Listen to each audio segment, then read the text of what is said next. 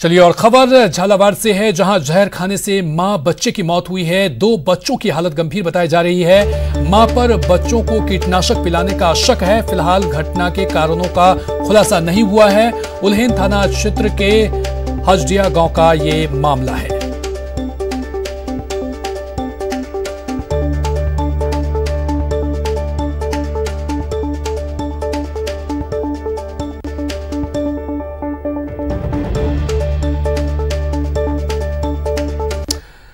और अजमेर के सबसे बड़े जेएलएन अस्पताल में आज मरीज की मौत के बाद परिजनों ने जमकर हंगामा किया। परिजनों ने डॉक्टर पर इलाज में लापरवाही बरतने और ऑक्सीजन का खाली सिलेंडर लगाने का आरोप लगाया। जानकारी के मुताबिक मरीज को पिछले 15 दिन से अस्थमा की दिक्कत होने के बाद अस्पताल में भर्ती कराया गया था, जहां पर उनका इलाज चल रहा था। आज उन्हें अस्पताल के दूसरे वार्ड में शिफ्ट किया गया, जहां पर अचानक उन्हें सांस लेने में तकलीफ हुई, जिसके बाद इलाज के दौरान उसकी मौत हो गई। जिसके बाद परिजनों ने जमकर हंगामा किया। मामले की गंभीरता को देखते हुए कोतवाली थाना पुलिस मौके पर पहुंची और परिजनों से समझाइश की। हाथ से हल्दी का दूध मंगाया, पियोगे? हाँ। मेरे से बात करी, मेरे को पहचाना, खोलने को मना कर दिया। बात नहीं खोलना। मैंने इनको हल्दी का दूध पिलाया, नीचे लाए, आराम से लेटे थे। इनकी सारी मशीनें खराब, सिलेंडर लगाए, मरीज पड़ा है, पाइप निकला पड़ा है, सिलेंडर पे वो खड़ा है। पहले तुम लोग बाहर जाओ, उसके बाद लगाऊंगा। हमने कहा भाई लगा ले तू, हम बाहर जा रहे हैं। उसने लगाया। जो ऊपर ड्रिप चल रही थी ना, वो ड्रिप निकाल दी इन्होंने ऊपर ड्रिप निकाल दी, नीचे ले आए। उसके बाद भी इन्होंने उनको ड्रिप ही नहीं लगाई दोबारा। इनको खाली बेड चाहिए था और इन्होंने खाली करवा लिया।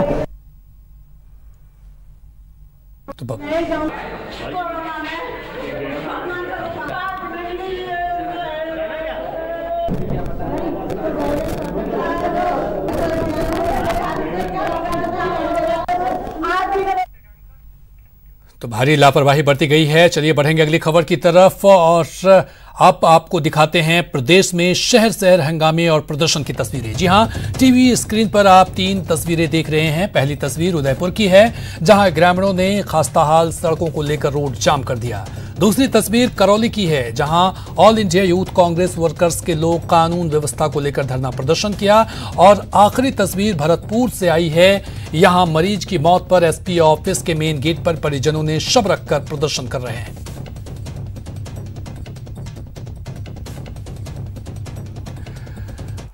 और अब बात अलवर की, जहां 1 महीने में पहले एक महिला के साथ गैंगरेप की वारदात को अंजाम दिया गया। महिला थाने में रिपोर्ट भी दर्ज की गई, लेकिन पुलिस अभी तक आरोपियों को गिरफ्तार नहीं कर सकी है और पीड़िता इंसाफ के लिए दर दर भटकने को मजबूर है। पीड़ित महिला के मुताबिक 3 आरोपियों ने उसे घर से अगवा किया और नशीला पदार्थ पिलाकर उसके साथ दरिंदगी की वारदात को अंजाम दिया गया, जिसके बाद उसे बेहोशी की हालत में रामगढ़ रेलवे स्टेशन पर छोड़कर फरार हो गए। पीड़िता की शिकायत पर बीते 26 दिसंबर को महिला थाने में आरोपियों के खिलाफ रिपोर्ट दर्ज की गई, लेकिन आरोपियों की अभी तक कार्रवाई नहीं की गई है। तो वहीं इस मामले की जांच कर रहे डीएसपी सुगन चंद का कहना है कि आरोपियों को गिरफ्तार करने के लिए दबिश दी जा रही है। जल्द ही सभी आरोपियों को गिरफ्तार कर लिया जाएगा। महिला थाना अलवर में एक प्रकरण दर्ज कराया था, जिसमें उसके साथ किसी के द्वारा गलत काम करने की बात बताई है। प्रकरण अभी अन्वेषणाधीन है। प्रकरण में वांछित अभियुक्तों की तलाश की जा रही है। के काम के पर्पज से फोन करा था, कागजों का बहाना देकर झांसे में फंसाई थी। तो उसके बाद जबरदस्ती से काली मोहरी पे आए थे, 2 पहले से ही खड़े थे और जबरदस्ती मेरे को कागज दिए थे। पहले से ही कोल्ड ड्रिंक ले रखी थी, वो कोल्ड ड्रिंक पिलाई थी, तो मेरा सिर चकराने लगा। और खबरों का सिलसिला लगातार जारी रहेगा। रुकेंगे एक छोटे से ब्रेक के लिए।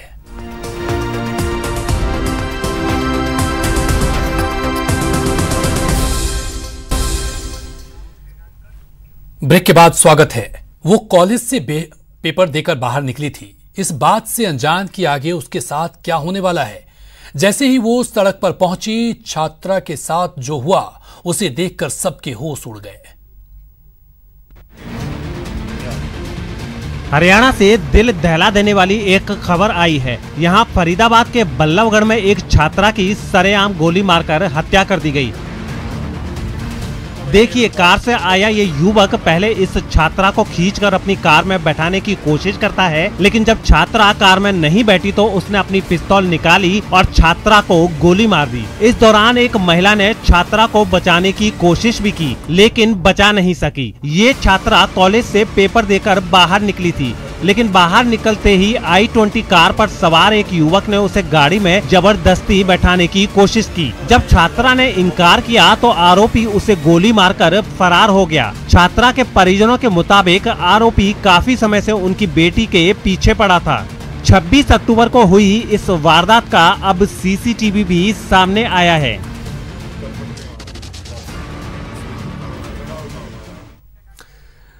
और चलिए, हरियाणा बल्लभगढ़ के बाद हरियाणा से ही एक और तस्वीर सामने आई है। चरखी दादरी से है। यहां एक बेकाबू ट्रैक्टर ने 3 लोगों को कुचल दिया। हरियाणा के चरखी दादरी से एक दिल दहला देने वाली हादसे की तस्वीरें सामने आई हैं। यहाँ एक बेकाबू ट्रैक्टर ने सड़क किनारे खड़े 3 लोगों को टक्कर मार दी। बताया जा रहा है कि तेज रफ्तार ट्रैक्टर डिवाइडर से टकराने के बाद बेकाबू हो गया और उसने सड़क के किनारे खड़े लोगों को जबरदस्त टक्कर मार दी। इससे पहले 2 लोग सड़क के किनारे खड़े नजर आए। इस बीच वो तेज रफ्तार ट्रैक्टर भी वहाँ पहुँचा जो डिवाइडर से टकराने के बाद सीधा उन लोगों की तरफ बढ़ने लगा। उससे पहले कि वो संभल पाते, ट्रैक्टर ने दोनों को जोरदार टक्कर मार दी। टक्कर लगते ही एक आदमी तो दूर गिर पड़ा, जबकि दूसरा ट्रैक्टर के साथ ही घिसटने लगा। बेकाबू ट्रैक्टर इसके बाद भी नहीं रुका और उसने कुछ दूरी पर खड़े एक तीसरे आदमी को भी चपेट में ले लिया। चरखी दादरी के महेंद्रगढ़ बाईपास के समीप हुए इस हादसे में एक शख्स गंभीर रूप से जख्मी हुआ है, जिसे इलाज के लिए PGI में भर्ती कराया गया है। साथ ही पुलिस ने ट्रैक्टर ड्राइवर के खिलाफ मामला भी दर्ज कर लिया है। ट्रैक्टर चालक ने तेज रफ्तार से और गलत लापरवाही से ट्रैक्टर चला रहा था। उसी दौरान महेंद्र टी पॉइंट पर दुकानों के सामने 2 लोगों को चोटें टक्कर लगी उसकी, और जिसमें 2 लोग घायल हुए, जिस पर ट्रैक्टर चालक के खिलाफ मुकदमा दर्ज कर लिया गया है और ट्रैक्टर को मौके से कब्जा में लिया है। शुद्धता और साफ सफाई सबको चाहिए, लेकिन उसके लिए जो करना है वो सैकड़ों में से कोई एक ही करता है। अब सब्जी ही देख लीजिए, जो हर एक घर की जरूरत है। सबको शुद्ध सब्जी चाहिए और इसी जरूरत को पूरा कर रहे हैं अजमेर के अरुण अरोड़ा, एक नई तकनीक से जो बनाती है उन्हें बेमिसाल।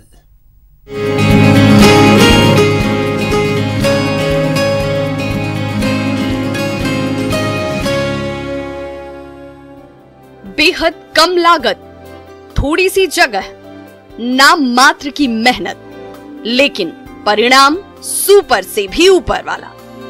छत पर किसानी, जिसे कभी सोचा नहीं जा सकता था, अब वो न सिर्फ साकार हुआ है बल्कि उसका आकार भी बढ़ता जा रहा है। जिस छज्जे पर कभी फूल और पत्तियां सजती थी, अब वहां सब्जी फलती है। और इसकी शुरुआत हुई ऐसे। बस ग्रीनरी का शौक शुरू से है। पहले शो वाले प्लांट होते हैं, वो काफ़ी लगाए मैंने घर पे। फिर बैठे बैठे एक दिन हुआ कि भाई शो वाले प्लांट से अपने को मिलता क्या है, खाली शो है और कुछ नहीं है। फिर इस पे लगाया दिमाग के भी। शौक जब जुनून बन जाए तो कहानी खुद ब खुद बेमिसाल हो जाती है। छत पर ये जो सब्जियां लहलहा रही हैं, ये बिना मिट्टी की उपज है। यही तो है हाइड्रोपोनिक खेती, जो इजरायली तकनीक है और इसमें पानी भी बेहद कम लगता है और बहुत अच्छे रिजल्ट्स हैं। अपना जो मिट्टी में जो अपन करते हैं उसके मुकाबले इसमें पानी नहीं के बराबर यूज़ होता है। उसमें 100% पानी लगता है तो इसमें 10% भी यूज़ नहीं होता। वो आपने देखा, एक बार पानी हमने टैंक में डाला, वो यूज़ हो रहा है। आप सोचेंगे कि मिट्टी नहीं, पानी कम, फिर तो खाद की भरमार की जाती होगी, लेकिन नहीं। हाइड्रोपोनिक खेती में खाद का इस्तेमाल भी नहीं होता और खाद की जगह इसके अंदर न्यूट्रिएंट डाले जाते हैं। एक प्रॉपर, जैसे डाइटिशियन अपने को एक चार्ट बना के देता है कि अपने को इतने बजे ये खाना है, इतने बजे ये खाना है, ये उस टेक्निक पे चलते हैं ना। फिक्स न्यूट्रिएंट नाप के उसके अंदर पानी में डाले जाते हैं, उसके हिसाब से ये ग्रो करते हैं। अब जब खाद भी इस्तेमाल नहीं होगा तो आप सोच रहे होंगे कि इसमें इस्तेमाल होता क्या है, तो चलिए वो भी जान लीजिए। ये कोकोपिट है। कोकोपिट जो मैं इसमें यूज़ कर रहा हूँ, सॉइललेस फार्मिंग बोलते हैं इसको, पानी के अंदर खाली। कोकोपिट हम इसलिए डालते हैं इसमें कि पौधा अपनी जड़ों को मजबूती से पकड़ सके। नारियल का जो छिलका होता है, नारियल के छिलके के बुरादे को कोकोपिट कहा जाता है। ये इस फॉर्म में आता है ब्रिक की तरह। सूखे नारियल के छिलकों को कोकोपीट के रूप में इस्तेमाल किया जाता है और उसमें ही उगाई गई है ये सब्जियां। इसी का ही पानी में डालने के बाद ये इस तरह से बन जाती है, फैल जाता है। ये 5 किलो की ब्रिक पानी में डालने के बाद ये करीब 30 से 35 लीटर तक फैल जाती है। और ये उसको ग्लास में हम डाल के और उसके बाद उसको यूज करते हैं। यहाँ वो सब सब्जियां हैं जिसकी आपको रोजाना जरूरत पड़ती है। जिस तेजी से आबादी और बस्तियां बढ़ती जा रही हैं, ये कल की खेती है या यूं कहें कि यही भविष्य की खेती है।